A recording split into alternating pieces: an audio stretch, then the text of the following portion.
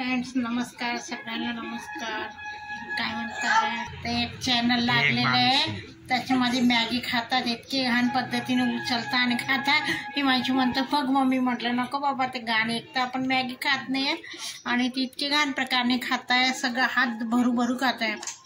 तर मित्रांनो हे बघा, आमची तनिष्का जेवती आहे.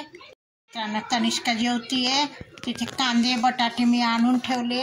आता टेम्पो आलता, टेम्पोमध्ये स्वस्त होते म्हणून मी आणले. आणि आमचे चिरंजीव बघा, हिमांशू बघता आहे टी व्ही. आलं कॉलेजवरून, परीक्षा होती, पेपर देऊन आला. म्हटलं मम्मी चांगले पेपर गेले, आता बघू कसे पेपर गेले. तर तो बघतोय आता टी व्ही. मला पण झोप लागली मित्रा, झोप लागली आहे. आता म्हटलं झोपा थोडंसं आणि मग 4 वाजता थोडंसं उठून कामं करा. तर मी आपण आता झोपणार आहे. आता कामं वगैरे सगळे झाले. तनिष्का जेवते. आज जेवायला काही बनवलं नव्हतं.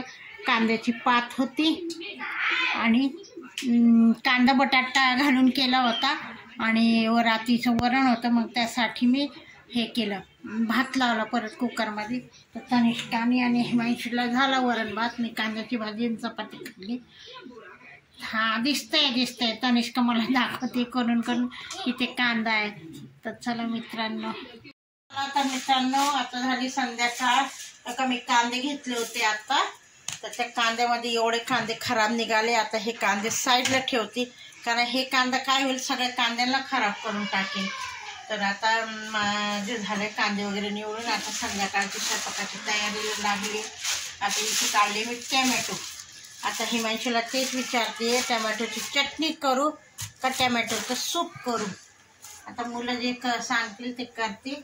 आणि आता सध्या तर या मित्रांनो चहा प्यायला मी चहा बनवते, मस्तपैकी झक्कास चहा बनवते.